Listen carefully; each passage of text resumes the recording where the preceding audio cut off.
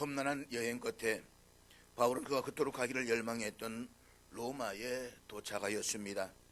그리고 로마의 그리스도인들의 도움으로 로마 변두리에 있는 사구려 헛간을 거처로 삼았습니다. 자유인이 아니라 로마 황제에게 상수한 미결수 신분이었기에 바울의 한쪽 손목에 매인 쇠사슬은 그를 지키는 다른 로마 군인의 한쪽 손목과 연결되어 있었습니다. 인생 노년에 지병을 가지고 있었던 늙고 초라한 바울의 모습을 한번 상상해 보시기 바랍니다. 그래도 젊었을 적에는 청운의 꿈을 품고 고향인 길리기아 다소를 떠나 예루살렘으로 유학을 왔던 바울이었습니다. 그리고 예루살렘에서도 미래가 촉망받는 젊은이였습니다. 8일 만에 할례를 받고 이스라엘 족속이요 베냐민 지파요 히브리인 중에 히브리인이요 율법으로는 바리새인으로 또 열심으로는 교회를 박해하고 율법에 의로는 험이 없는 자였던 바울은 사회적으로 출세할 수 있는 모든 여건을 다 가지고 있었습니다.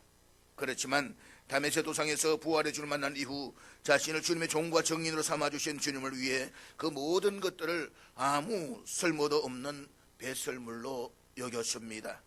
나아가 이미 인생 말년의 노년에 지병을 시달리고 있음에도 불구하고 주님의 종과 정인으로 생을 마감하려는 바울에게 사구리 헛간에서 연금 상태로 쇠사슬에 매여 있는 그런 처지는 조금도 문제가 되지 않았습니다.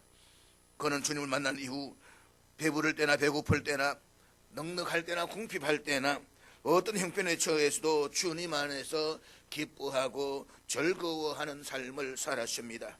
자신이 이 땅에 존재하는 생의 이유가 하나님의 나라와 예수 그리스도뿐이었던 바울에게는 주를 위하여 죽는 것도 유익하다고 생각했습니다. 그런 단지 말로만 그렇게 한 것이 아니라 자신이 그동안 살아왔던 삶이 그 모든 것들을 증거해 주었습니다. 로마에 도착한 바울이 로마에서 첫 번째 한 활동은 로마에 있는 유대교 어른들을 초청하여 그들과 대화를 나누는 일이었습니다. 로마 황제의 상소를 한 바울이 미결수 신분으로 가이사랴를 떠난 이후 예루살렘 대제사장의 무리들은 사람들을 로마에 있는 유대교 지도자들이 보내어서 바울과 관련한 서신들을 전달했을 것입니다. 유대인들은 세계 어디를 가든 자기 민족에 대한 자긍심이 대단했습니다. 그런데 유대인인 바울이 같은 유대인 제사장들의 행동에 반해서 로마 황제에게 상소를 했습니다. 이것은 유대인들로서는 감히 상상할 수 없는 민족 자긍심에 대한 상처를 주는 행동이 아닐 수가 없는 것입니다. 때문에 유대인과 관련해서 로마 황제 앞에서 송사를 하게 된 유대 동료인들에 대한 로마의 유대인들이 관심을 가지지 않을 수가 없었을 것입니다. 그래야 바울은 1차 면담에서 유대교 어른들을 초청하여 그들의 자신이 로마인들에게 손에 넘겨지게 된 것이 자신의 뜻과는 무관한 것이었음을 강조하였습니다. 그리고 자신이 로마 황제에게 상소를 한 것은 유대인들을 대구적하고자 하는 적극적인 의도가 있는 것이 아니라 부득이한 형편 가운데서 자신의 변호가 그 목적이었음을 해명하였습니다. 그러나 이 변호가 단순히 자신의 일시상의 문제와 관련된 것이 아니라 이스라엘의 소망과 관련된 것임도 분명히 밝혔습니다. 유대인이라면 누구나 하나님께서 구약 성경을 통해 약속하신 메시아에 대한 소망을 가지고 있었습니다. 그러나 유대인들이 소망하였던 메시아와 바울이 소망하는 메시아는 달랐습니다. 유대인들은 로마 제국을 굴복시키고 세계를 지배하는 정치적 메시아를 소망했지만 바울에게 있어서 메시아는 자신의 죗값을 대신 치러주시기 위해 십자가의 제물로 죽임을 당하셨다가 3일 만에 그 죽음을 깨뜨리시고 다시 살아나신 나사렛 예수였습니다. 그 예수만이 자신의 삶의 목적이자 소망이 되실 수가 있었습니다. 그리고 그 소망의 결과로 바울은 밤낮 쇠사슬에 매인 삶을 살아야만 했습니다. 바울의 변명을 들었던 로마의 유대교 어른들은 바울로부터 좀 더 많은 이야기를 듣고자 다시 만나기로 약속하고 돌아갔습니다. 그로 다시 만나기로 약속한 날이 밝았습니다. 유대인들과 2차 면담은 적지 않은 많은 사람들의 관심 속에서 이루어졌습니다. 바울은 사구리 헛간으로 찾아온 그들에게 이른 아침부터 해가 저물 때까지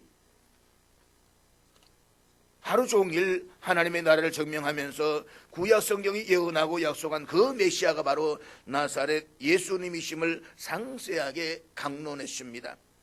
바울은 2000년 기독교 역사상 가장 위대한 사도이자 변증가였습니다. 그렇지만 로마 변두리 사고를 혁관해서 바울의 강론을 들었던 사람들이 모두가 다 예수님을 영접하고 믿은 것이 아니었습니다. 바울이 하루 종일 구약 성경을 통해 유대인들이 대망해오던 메시아가 나사렛 예수이심을 상세하게 강론하였음에도 불구하고 그 결과는 두 가지 방향으로 나뉘어졌습니다.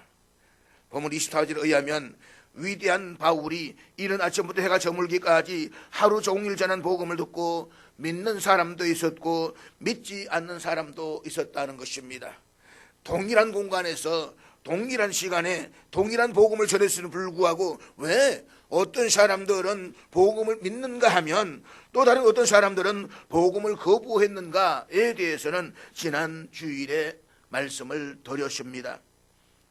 우리들도 경험하는 바에 있지만 똑같은 장소에서 똑같은 시간에 똑같은 사람이 똑같은 내용의 복음을 전했음에도 불구하고 그 복음을 듣고 심령의 변화를 받아서 기쁨에 충만한 사람이 있는가 하면 그 복음을 인해서 심령이 더 굳어지고 완악해지는 사람이 있습니다. 왜 그럴까요? 이 물음에 대해 바울은 데살로니가서 1장 4절에서 우리의 믿음이 하나님의 택하심의 결과라고 분명하게 선언하고 있습니다. 즉 택하심이란 하나님의 절대적 주권의 선택이며 그분의 선물이라는 것입니다. 우리가 택하심을 입은 것은 전적으로 우리를 향하신 하나님의 사랑에 기인한 것입니다. 잊지 마십시오. 하나님의 사랑이 하나님으로 하여금 우리를 택하시게 한 것입니다. 우리는 본래 다 죄로 말미암아 죄 가운데 신음하며 각종 질고에 시달리다가 결국에는 영원히 멸망할 수밖에 없는 존재들입니다. 그런데 하나님께서는 우리를 사랑하사 우리를 영원한 고통과 죽음의 늪에 내버려 두기를 원치 않으셨습니다. 그리하여 하나님께서는 우리를 무조건적으로 택하사 당신의 외아들이신 예수님의 십자가 구속을 통해서 우리를 죽음의 늪에서 건져내시기로 작정하셨습니다. 그리고 때가 되매 우리를 부르사 구원을 얻게 하신 것입니다. 따라서 우리에 대한 하나님의 택하심은 우리의 공로나 노력과는 전혀 무관합니다. 우리가 하나님께 택함을 받은 것은 우리가 택함을 받을 만한 어떤 자격이 있기 때문에 절대 아닙니다.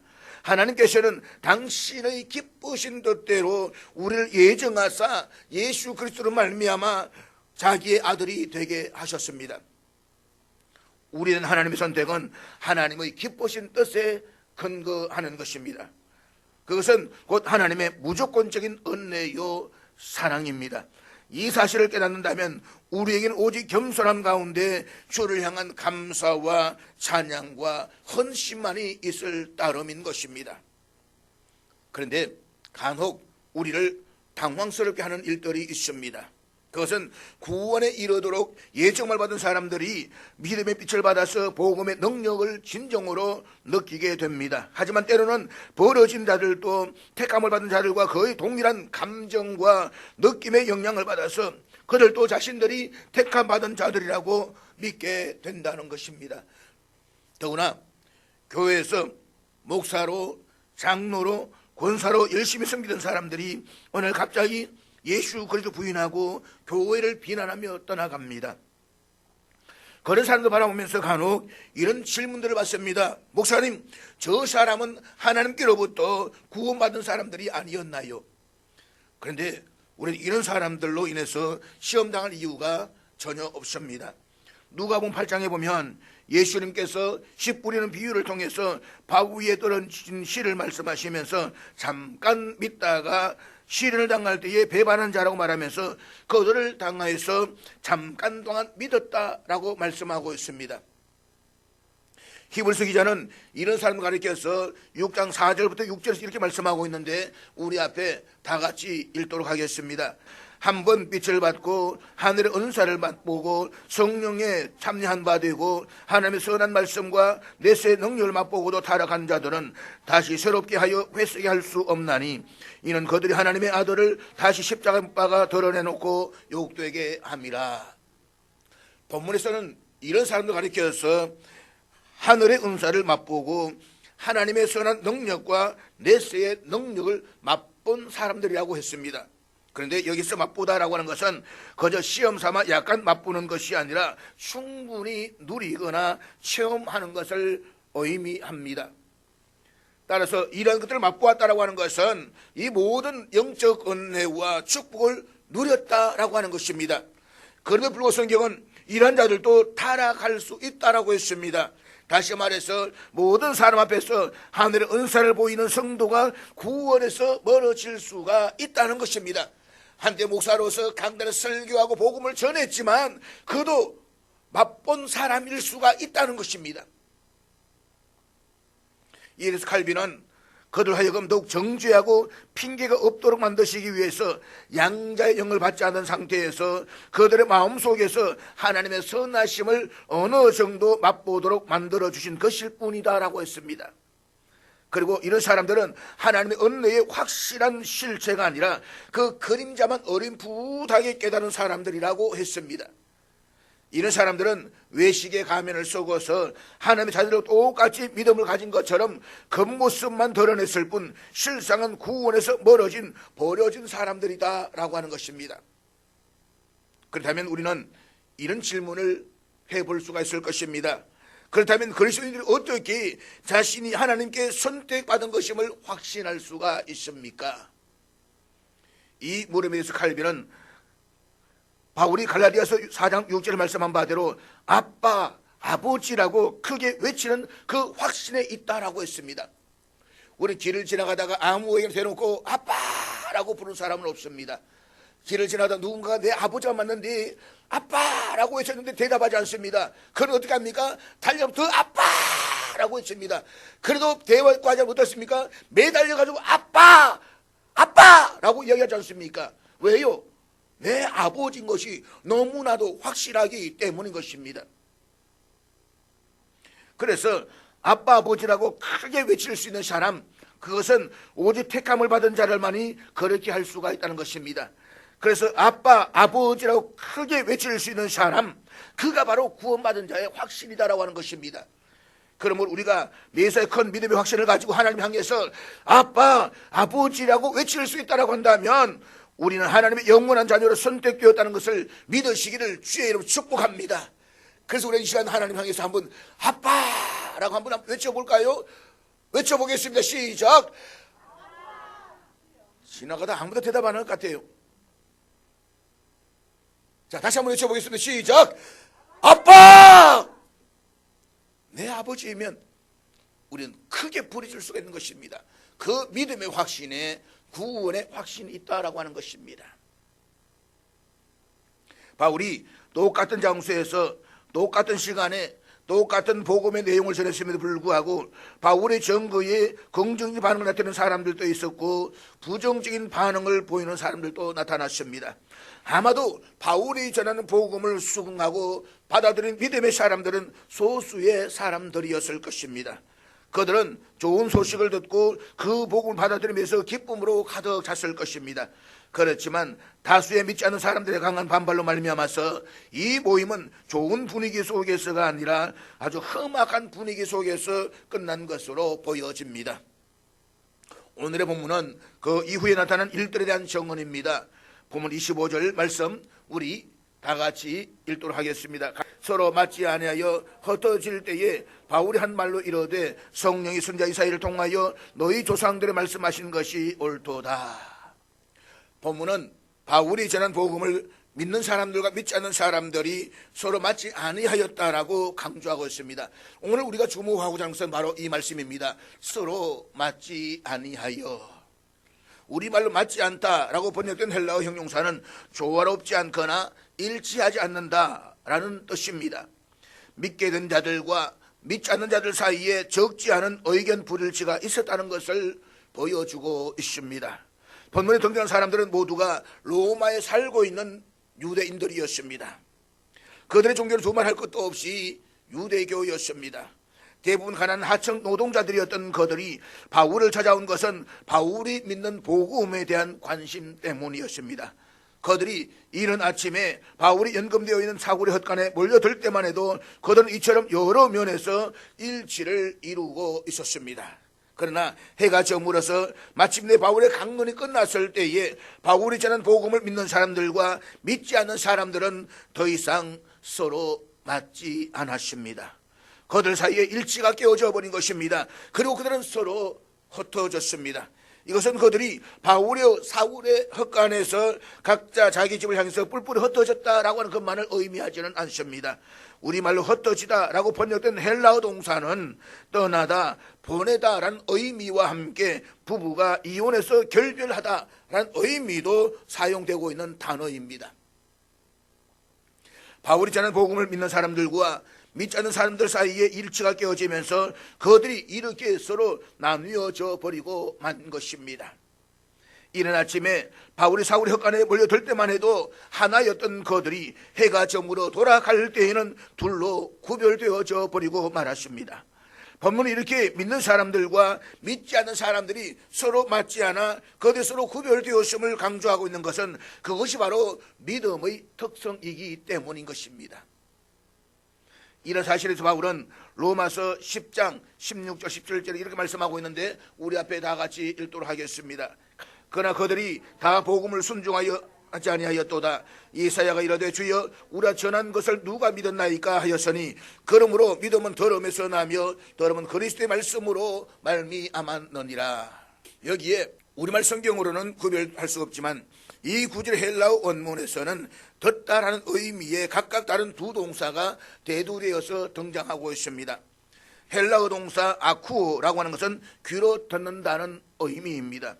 반면에 아래를 뜻하는 전치사 휘포와 듣다는 동사 아쿠의 합성어인 동사 휘파쿠는 이 구절에서 종이 상전의 말을 주의 깊게 경청하다라는 의미로 사용되어져 있습니다. 종은 상전의 말을 그저 귀로 듣기만 해서는 안 됩니다. 종은 상전의 말을 귀로 들은 그대로 실행해야만 합니다. 그래서 휘파쿠어가 반드시 행동을 수반한다라는 의미가 되는 것입니다. 바울은 우리가 전한 것을 누가 믿었느냐는 이사야 53장 1절 말씀을 인용하면서 하나님의 선민을 자처한 이스라엘 백성들이 정작 하나님의 복음을 행동으로 수반하지 않았음을 지적하였습니다. 하나님을 믿는다라고 하면서도 귀로 들은 하나님의 말씀을 삶으로 실행하지 않았던 것입니다. 이것을 우리말 성경은 그들이 복음을 순종하지 않았다라고 번역을 했습니다. 바울에게 믿음은 이처럼 순종이었습니다. 이때의 순종은 하나님의 말씀, 즉 복음에 대한 순종이었습니다. 잊지 마십시오. 순종은 말이 아니라 행동으로 실행하는 것입니다. 바울에게 행동의 실행, 삶의 실행이 수반되지 않는 믿음은 성립될 수도 없었습니다. 그것이 가능하기 위해서는 먼저 선행적으로 복음이 무엇인지를 알아야만 합니다. 복음을 바로 알지 못하면 그 복음을 실행하는 순종은 아예 불가능합니다.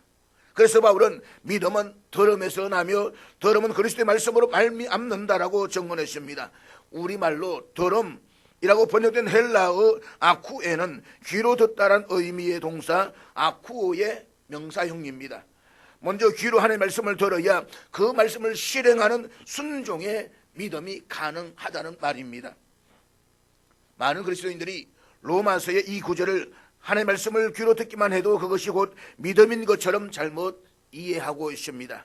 그러나 바울은 결코 그런 식으로 말하지 않았습니다. 바울은 믿음은 하나님의 말씀으로 아쿠푸어하는 것이요, 또 그것이 가능하기 위해서는 먼저 하나님의 말씀을 아쿠해야 한다라고 말했습니다. 다시 말해서 믿음은 하나님의 말씀을 삶으로 실행하는 것이요, 그것이 하나님의 말씀을 먼저 귀로 들음으로써 가능하다라고 하는 것입니다. 이점 헬라어에는 귀로 듣다는 의미의 동사 아쿠어와 들은 대로 실행한다는 의미에서의 동사 휘파쿠어가 구별되어져 있습니다. 하지만 우리말 동사 듣다에는 두 가지의 의미가 모두 다 포함되어져 있습니다. 다른 사람의 말을 귀로 듣는 것도 듣다이고 들은 대로 실행하다는 것도 듣다입니다. 가령 저 학생은 선생님의 말을 참 잘 듣는다라고 말하면 그 학생의 정력이 좋다는 말이 아니라 그 학생이 선생님의 말대로 잘 실행한다라는 뜻입니다. 따라서 믿음은 하나님의 말씀을 삶으로 듣는 것이며 그것은 하나님의 말씀을 먼저 귀로 듣는 것으로부터 시작한다라고 말할 수가 있습니다. 여기서 우리가 간과하지 말아야 할 것은 바울이 이 중요한 사실을 정언하면서 우리가 정언한 것을 누가 믿었느냐는 이사야 53장 1절의 말씀을 인용했다는 사실입니다. 구약시대에 많은 선자들이 하나님의 말씀을 전했습니다. 모든 이스라엘 백성들은 선자들한 하나님의 말씀을 그들의 귀로 분명히 들었습니다. 하지만 귀의 들음이 삶의 들음으로 이어지지는 않았습니다. 이스라엘 백성들이 선자를 통해 하나님의 말씀을 귀로 들었다라고 해서 그들이 모두가 하나님의 말씀을 믿은 것은 아니었다는 것입니다. 믿음은 분명히 하나님의 말씀을 귀로 듣는 것으로부터 시작합니다. 하지만 귀의 들음이 반드시 삶의 들음으로 이어지는 것은 아닙니다. 오히려 이스라엘 백성들은 나사렛 예수가 그리스도이시다는 복음을 듣고서도 그 예수를 십자가에 못 박아 죽여버리고 말았습니다. 그들은 귀로 들은 복음을 그들의 삶으로 배척해 버린 것입니다. 그렇다면 하나님의 말씀을 귀로 들은 대로 삶으로 듣는 사람들과 귀로 듣는 하나님의 말씀을 삶으로 배척하는 사람들과 어떻게 서로 맞을 수가 있겠습니까? 예수님께서는 3년에 걸친 공생애를 마무리하실 점 가이사랴 빌립보에서 제자들에게 자신이 그리스도 즉 메시아이심을 확인시켜 주셨습니다. 그리고 누구든지 나를 따라오려거든 자기를 부인하고 자기 십자가를 지고 나를 따를 것이라고 말씀하셨습니다. 그리스도이신 예수님을 따르기 위해서는 무엇보다도 자기를 부인해야 한다는 것입니다. 그동안 예수님께서 가시는 곳마다 늘 많은 사람들로 인해서 임산인해를 이루었습니다. 하지만 그 많은 사람들이 모두가 예수님 말씀을 귀로는 말할 것도 없고 삶으로 듣기 위해서 예수님을 찾아간 것은 아니었습니다. 그들은 굶주린 배를 채우거나 또 불치병을 고치기 위해서 혹은 낱마처럼 얽혀져 있는 삶의 문제를 해결하기 위해서 예수님께 몰려든 사람들이었습니다. 한마디로 자기의 소원이나 바람을 이루기 위해서 예수님을 찾아온 사람들이었습니다. 그들의 목적이 바로 자기 자신들이었기 때문에 그들에게는 귀로 들은 예수님의 말씀을 자신의 삶으로도 들어야 할 까닭이 없는 것입니다. 그들에게 예수님은 단지 그들의 목적을 이루기 위해서 필요한 요술 방망이에 지나지 않았던 것입니다. 그러나 예수님을 그리스도 이 땅에 강림하신 성자 하나님을 믿는다라고 한다면 그 믿음은 마땅히 자기 부인으로부터 시작해야만 할 것입니다. 로고스인 주님을 믿는다라고 하는 것은 주님의 말씀을 귀와 함께 삶으로 듣는 것이요, 또 주님의 말씀을 삶으로 듣기 위해서는 그동안 자기 스스로 주인으로 살던 자기를 부인하지 않으면 안 되는 것입니다. 내 주머니가 여전히 비어 있어도, 나를 괴롭히는 지병에 아무런 차도가 없어도, 낱마처럼 얽힌 삶의 난제가 풀릴 기미가 전혀 보이지 않아도 내 귀에 들린 주님의 말씀을 내 삶으로 듣기 위해서 내 편한 대로 내 욕망대로 살려는 나를 부인하는 것, 그것이 바로 믿음이다라고 하는 것입니다. 내 집에 금고가 돈으로 가득 차서 넘치고 내가 끼니마다 산의 진미를 배로 채우며 매일 태평성대를 누린다라고 해도 나의 육체는 머지않아 썩어 문드러지고 말 것입니다. 여기에서 예외인 사람은 아무도 없습니다. 그러나 귀로 들은 주님 말씀을 삶으로 듣기 위해서 나이를 부인하는 것은 내가 주님 안에서 영원히 사는 것입니다.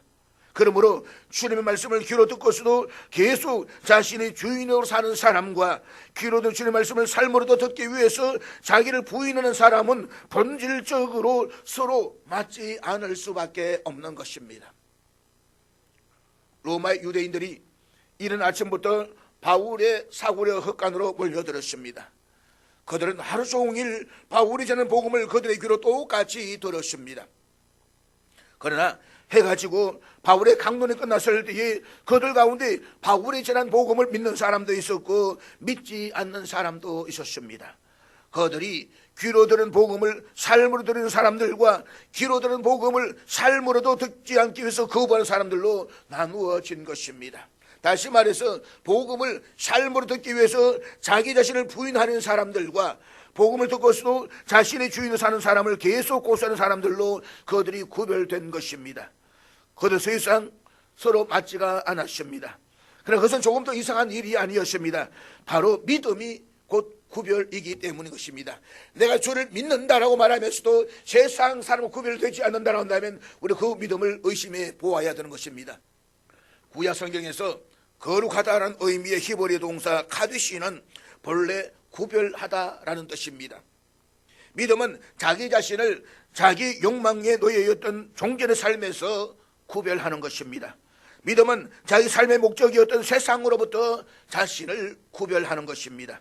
믿음은 우상을 섬기는 사람들로부터 자신을 구별하는 것입니다. 그 구별은 귀로 들은 주님의 말씀을 삶으로도 듣기 위해서 자기를 부인할 때에만 가능한 것입니다. 그리고 그 구별이 바로 그리스도인들의 거룩인 것입니다. 그리스도의 힘은 연봉의 액수나 앉아있는 의자의 높이가 아니라 세상으로부터 자신을 구별하는 거룩에서 나옵니다. 귀로 들은 주님의 말씀을 삶으로 듣기 위해서 자기를 부인하며 세상으로부터 자신을 구별하면 구별할수록 그리스도인들은 더 거룩해집니다. 세상으로 구별된 그리스도인이 세상에서 외톨이가 되지 않고 세상과 구별된 거룩으로 도리어 세상을 소생시켜 나갈 수 있는 것, 이것이 바로 그리스도인들이 추구하는 믿음과 거룩의 역설입니다. 그러므로 바울로부터 귀로 들은 복음을 삶으로 듣기 위해서 자신을 부인한 사람들이 귀로 들은 복음을 삶으로는 거부하며 계속 자신이 주인으로 살려는 사람들과 구별되는 것은 지극히 당연한 결과였던 것입니다. 그리고 자신을 구별하는 그 거룩한 믿음이 시간과 공간을 초월해서 이어지고 또 이어져서 본문의 시점에서 300년이 지난 그 시점에 마침내 로마 제국이 기독교를 국교로 받아들이면서 새롭게 소생될 수가 있었던 것입니다. 로마 제국 결코 무력에 의해서 새롭게 소생된 것이 아니었습니다. 로마 제국의 무력은 로마 제국을 추악한 탐욕과 죄악의 피로 물들게 했을 뿐이지만 그 로마 제국을 소롭게 소생시킨 것은 귀로 들은 하나님의 말씀을 삶으로 듣기 위해서 자기를 부인하며 세상으로부터 자신을 자발적으로 구별한 그리스도인들의 거룩이었습니다. 그들의 그 거룩을 통로로 삼아서 주님께서 친히 역사하신 결과였습니다. 어느 원로 피아니스트 분이 피아니스트의 연주 훈련과 그리스도인들의 신앙 훈련의 연관성을 이렇게 이야기한 것을 보았습니다. 훌륭한 피아니스트가 되기 위해서는 피나는 연주 훈련이 있어야만 합니다. 그냥 가만히 있어서 하늘에서 피아노 훌륭한 피아니스트가 탄생하는 것은 아닙니다. 특별히 10손가락은 제각기 힘이 다 다릅니다. 엄지는 힘이 강하지만 새끼 손가락은 약합니다. 셋째 손가락은 새끼 손가락보다는 강해도 엄지보다는 약하고 넷째 손가락은 그보다 더 약합니다. 이렇게 제각각의 10손가락이 모두 동일하게 그런 힘으로 피아노 건반을 두드리면 엄청난 훈련이 필요한 것입니다. 쓸데없는 힘은 빼고 기준 미달의 힘은 강화하면서 10손가락의 힘을 고르게 배분하기 위해서는 온갖 방법으로 손가락을 못 살게 해야만 조금씩 훈련되어져 간다는 것입니다. 자기 손가락 편한 대로 손가락이 생긴 대로 해서는 안 됩니다. 악보에 맞게 주어진 음의 박자와 리듬에 맞추어서 손가락을 계속 훈련해야만 하는 것입니다. 우리의 신앙도 마찬가지입니다. 피아니스트가 10손가락의 힘을 고르게 훈련시키듯이 그리스도인들도 하나님의 말씀에 순종하며 살 수 있게끔 모난 성질은 좀 죽이고 쓸데없는 힘을 빼고 교만과 혈기, 게으름과 나태함, 낭비벽 등을 다스려야만 합니다. 피아니스트의 연주 중에 엉뚱한 음이 튀어나오는 것은 손가락 훈련이 부족하기 때문입니다. 이처럼 그리스도인이 일상의 삶 속에서 느닷없이 성질을 불쑥불쑥 부리는 것도 자신을 죽이는 훈련이 부족한 탓이기 때문인 것입니다. 못된 송아지 엉덩이에 뿔난다 라는 말처럼 잘난 척하는 교만한 마음이 훈련을 게으르게 만들어서 피아노 연주든 신앙이든 결과적으로 전체를 망치고 마는 것입니다. 피아니스트의 훈련을 손가락 입장에 보자면 손가락의 자기 훈련입니다. 엄지는 원래 10손가락 가운데 가장 힘이 셉니다. 엄지의 자기 부위는 자기 힘셈을 과시하지 않고 피아노 연주에 적합하도록 자기 힘을 빼는 것입니다. 힘이 가장 약한 새끼손가락의 자기 부위는 기준 미달의 약함을 당연시하지 않고 반대로 자기 힘을 강화시키는 것입니다. 10손가락은 이처럼 힘이 고르게 배분되게끔 어떤 손가락은 힘을 빼고 어떤 손가락은 힘을 강화시키면서 온갖 방법을 다해서 자기를 부인해야만 합니다. 그렇다고 해서 아무렇게나 자기를 부인해서는 안 됩니다. 자기 부인의 기준은 언제나 악보입니다. 이처럼 자기 부인을 거친 피아노 시대의 손가락은 그런 훈련과 무관을 살아가는 사람의 손가락과 구별될 수밖에 없습니다. 피아니스트의 입장에서는 그 구별된 손가락이 피아노 연주에 적합한 거룩한 손가락이 됩니다. 그 구별된 거룩한 손가락으로 피아노를 치는 피아니스트의 연주는 사람들의 마음을 움직이지 않을 수가 없는 것입니다. 그러나 자기 부인의 훈련이 전무한 손가락이 건반을 두드리는 피아노 소리는 연주이기는커녕 듣는 사람들 성가시게 하는 소음이 되고 말 것입니다. 그리스도인의 자기 부인도 이와 똑같습니다. 사람들이 이야기하는 중에 자기 자신을 가리켜야 할 필요가 있을 때 우리는 언제나 한 손으로 자기를 가리킵니다. 그때 만약에 단 하나의 손가락으로 자기를 가리켜야 할 필요가 있을 경우에 둘째 손가락이나 셋째 손가락으로 자기를 가리키는 사람은 아무도 없습니다. 새끼손가락으로 자기를 가리키는 사람은 더더구나 없습니다. 내가 이렇게 말하는 사람 보았습니까? 내가 이렇게 말하는 사람 보았습니까? 절대로 그렇게 말하지 않습니다. 사람들은 엄지를 뒤집으면서 자기를 그렇게 합니다. 내가라고 이야기하는 것입니다. 10손가락 중에서 힘이 가장 센 엄지와 자기를 언제나 동일시하는 것입니다. 내가 말이야. 그리스도인이 귀로 들은 주님의 말씀을 삶으로 듣기 위해서 자기를 부인하는 것은 바로 그 엄지의 마음을 부인하는 것입니다.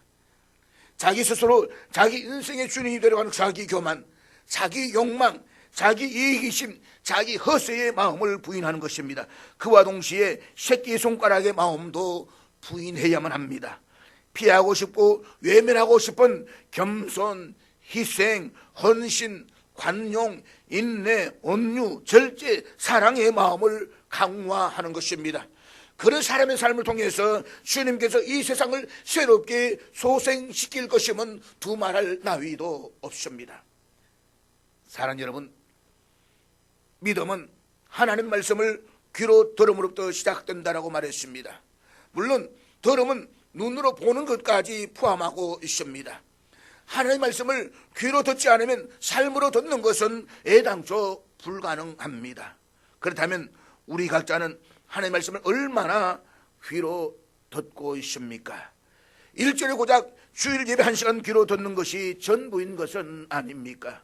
그렇게 했어야 우리가 어떻게 이 어지러운 세상 속에서 무슨 수로 하나님의 말씀을 매일 우리의 삶으로 들으면서 이 세상과 구별된 삶을 살아갈 수가 있겠습니까? 이사야 선지자는 우리의 중요한 사실을 일깨워주고 있는데 이사야 50장 4절 말씀을 우리 앞에 다 같이 읽도록 하겠습니다. 주 여호와께서 학자들의 혀를 내게 주사 나로 곤고한 자를 말로 어떻게 도와줄 줄을 알게 하시고 아침마다 깨우시되 나의 귀를 깨우치사 학자들같이 알아듣게 하시도다. 하나님께서는 아침마다 우리의 귀에 당신의 말씀을 들려주기를 원하고 계십니다. 우리 모두 아침마다 성경을 통해 하나님의 말씀에 귀를 기울이고 그 말씀을 들으십시다. 그리고 귀로 듣는 말씀을 우리의 삶의 현장에서 우리의 삶으로도 들으십시다. 하나님의 말씀을 우리의 삶으로 듣기 위해서 날마다 우리 자신을 부인하십시다. 우리 자신을 스스로 높이는 엄지의 마음과 자기만은 피하는 새끼손가락의 마음을 주저없이 부인하십시다. 귀로 들은 하나님의 말씀을 삶으로 듣기 위해서 우리 자신을 부인하면 부인할수록 우리는 세상 사람들부터 더더욱 구별될 것입니다. 그러나 그 구별을 두려워하지 마십시다. 그것은 결코 소외를 의미하지 않습니다. 귀로 들은 하나님의 말씀을 삶으로 듣기 위해서 자기 자신을 자발적으로 구별하는 거룩이야말로 이 세상을 새롭게 소생시키는 생명의 원동력이 될 것입니다. 이 시간 여러분에게 질문 하나를 던져보겠습니다. 우리가 매일 하나님의 말씀을 열심히 듣고 아침부터 밤늦게까지 최선을 다해 살아가는데도 우리 삶이 이 세상을 바늘구멍만큼도 소생시키고 있지 못한다면, 오히려 이 세상이 어지러움만 더 가중시키고 있다고 한다면 대체 그 이유가 무엇입니까? 초기 우리 한국교회의 역사는 기독교인들 몇 명 되지 않았습니다. 신흥 종교요 극소수에 불과했습니다. 그렇지만 그 극소수의 사람을 통해 가지고 민족의 변화를 이루었습니다. 그들을 통해서 3.1 독립운동 만세를 일으켰고, 그들을 통해서 현대화의 시대적인 영향을 이어왔습니다. 초기 기독교인들의 역사가 없었다고 한다면 오늘 우리 민족의 역사도 있을 수가 없는 것입니다. 그들은 귀로 들은 말씀을 삶으로도 살았습니다. 자기를 부인하고 자기 존재의 약함을 드러내면서도, 그러면서 강화할 것은 강화하면서도 믿음의 거룩한 삶을 살았습니다. 오늘은 기독교인들이 한국 사회 속에서 15% 이상 된다고 말합니다. 최소한 15%는 됩니다. 그런데 그들을 통해서 우리는 어떤 역사가 일어나고 있습니까? 오히려 세상은 더 어지러워졌습니다. 교회는 이데올로기 장이 되어버렸습니다. 교회는 사상을 검증하는 장이 되고 말았습니다. 교회가 그곳입니까? 교회는 들은 하나님의 말씀을 내 삶으로 실천하며 나를 부인하면서도 거룩함으로 세상을 나아가는 것이 교회인 것입니다. 우리가 얼마나 세상 속에서 그리스도인을 구별될 삶을 살아가고 있습니까? 나는 그리스도인입니까? 나는 목사입니까? 내가 정말 주님 앞에 서서 이 땅을 위해서 몸부림치면서 그 거룩의 구별을 살아가고 있습니까? 오늘 이 사회가 왜 이렇게 되었습니까?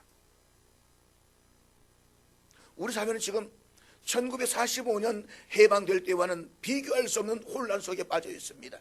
그때는 단순히 이데올로기의 갈등뿐이었습니다. 흑이냐 백이냐. 지금은 아닙니다. 이데올로기뿐만 아니라 지역 감정, 세대 간의 갈등, 모든 갈등이 다 복합적으로 어우러져 있습니다. 여기에 우리가 뭘 하고 있습니까? 오히려 더 동조하고 있지 않습니까? 나는 무엇입니까? 나는 누구입니까? 우리는 누구입니까? 우리가 하나님의 말씀을 습관적으로만 귀로 듣기 때문이거나, 귀로 들은 하나님의 말씀을 삶으로 듣기 위해서 자기를 부인해도 자기 편한 대로 적당하게 부인하고 있기 때문은 아니겠습니까? 그것은 그리스도인들을 이 세상으로 구별되게 하는 것이 아니라 그리스도인이 이 세상 속에 소외당하는 지름길입니다. 지금 그래서 교회가 어떤 교회입니까? 세상 사람부터 개독교라고 하지 않습니까? 개가 무슨 개인 줄 아시죠?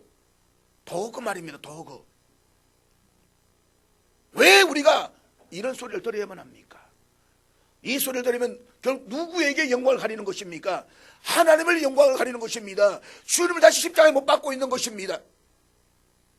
우리가 자식이 잘못하면 누가 욕먹습니까? 부모가 욕먹습니다. 저 누구 집 아들이냐고, 저 누구 집 자손이냐고. 우리가 잘못하면 우리가 욕먹는 게 아닙니다. 하나님이 욕을 먹어요. 주님을 다시 십자가에 못 박는 것이란 말입니다. 왜 우리가 다시 주님을 십자가에 못 박아야 되는 것입니까? 솔직히 오늘 우리는 주님을 믿는다라고 말하면서도 그동안 우리 마음의 초점을 세상에 맞추고 있었습니다. 세상의 기준에서 벗어나거나 뒤처지는 것을 두려워하면서 어떻게 하면 세상을 더 잘 쫓아갈 수 있을까? 어떻게 세상에서 환영받는 선주주자가 될 수 있을까? 그렇게 늘 노심초사하면서 살아왔음을 부인하지 못합니다. 주님의 말씀을 귀로만 들어도 귀로만 들었을 뿐 삶으로 들을 생각조차 하지 않았습니다. 그 결과 이 땅에는 수많은 교회가 있고 수많은 그리스도인들이 존재하고 있음에도 불구하고 오히려 세상의 어지러움만 가중되고 있습니다. 사랑하는 여러분, 이제부터 아침마다 주님의 말씀을 귀로 듣고 귀로 들은 주님의 말씀을 가정과 일터에서 삶으로도 들으십시다. 피아니스트가 보다 나은 연주를 위해 온갖 방법을 동원해서 자기 손가락을 부인하는 훈련을 매일 거듭하듯이 귀로 들은 하나님의 말씀을 우리의 삶으로 듣기 위해서 날마다 우리 자신을 복종시키기까지 우리 자신을 부인하십시다. 우리의 삶이 이 세상과 일치하지 않는 불협화음을 두려워하지 마십시다. 귀로 들은 하나님의 말씀을 우리의 삶으로 듣기 위해서 이 세상으로부터 우리 자신을 자발적으로 구별하십시다. 세상은 이걸 보고 싶어 합니다. 세상은 이 모습을 찾고 싶어 합니다. 우리 이제 세상과 똑같이 그렇게 사는 것이 아니라 정말 주님의 백성으로서 하나님의 자녀로서 거룩함을 가지고 구별된 삶을 살아가십시다. 그리할 때에 2000년 전 늙고 병든 바울의 삶이 그랬던 것처럼 이 세상에서는 우리가 비록 보잘것없는 존재라고 할지라도 이 세상과 구별된 우리의 삶은 이 세상을 새롭게 소생시키시는 주님의 연주로 아름답게 성화될 것입니다.